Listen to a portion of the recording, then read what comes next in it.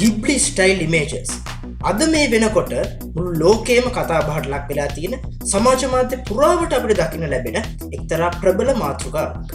ඉතින් බොහෝ විට ඔයත් මේ වෙනකොට ඔයාගේ ලස්සන ෆොටෝ එකක් මේ Ghibli style images තුලින් ලස්සන animation image එකක් බවට පත් කරගෙන ඇති. මේ Ghibli style images වලින් edit කරපු photos මිනිස්සු අප්ලෝඩ් කරනවා අපි දැකලා තියෙනවා. ඉතින් ප්‍රධාන වශයෙන්ම ChatGPT හරහා තමයි මේ image එක generate කරගන්නේ. ඉතින් ඇත්තටම මොකද්ද මේ Ghibli style කියලා කියන්නේ?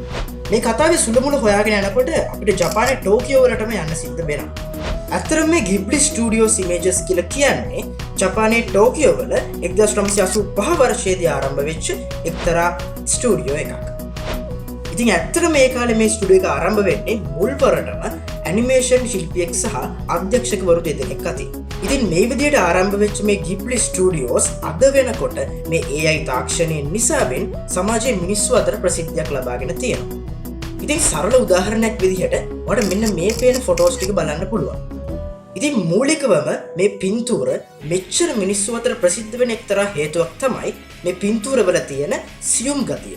ඒ වගේම හරිම ආකර්ශනීය විදිහට හැඟීම් ප්‍රකාශ වන විදිහට තමයි මේ චිත්‍ර නිර්මාණය කරලා තියෙන්නේ. ඒ වගේම බැලූ බැලමට පේනවා ඇනිමේෂන් මූවි එකක ඉන්න කැරක්ටර්ස්ලා වගේ. අපිව ඒගොල්ලෝ පෙන්නනවා. ඒ වගේම අපේ රූප නිකන් හරියට පැස්ටල් වලින් ඇඳපු චිත්‍රයක් වගේ හරිම ලස්සනට සොබාදහමට ගැලපෙන විදිහට මේ ස්ටුඩියෝස් එකේ ඒගොල්ලෝ නිර්මාණය කරලා තියෙනවා. ඉතින් ඕන කෙනෙක් කැමතියිනේ තමන්ගේම ෆොටෝ එකක් මේ විදිහට වෙනස් ආකාරයකින් දකින්න. නමුත් මේ ආදිතම නිර්මාතෘවරු නම් මේ අදහසට එච්චර කැමති වෙන්නේ නැහැ. ඉතින් ඒගොල්ලෝ කියන්නේ මොකක්ද? ඒගොල්ලෝගේ අදහස මොන වගේද? සහ මේ තුල අපිට දැනගන්න ඉගෙන ගන්න තියෙන වැදගත් වටින කියන කාරණා මොනවද කියලා අපි එකින් එක කතා කරමු. එහෙනම් මේ ගැන සවිස්තරාත්මක තොරතුරු දැනගන්න ඔයත් දැම්මම RAM Explore YouTube channel එක subscribe කරන්න.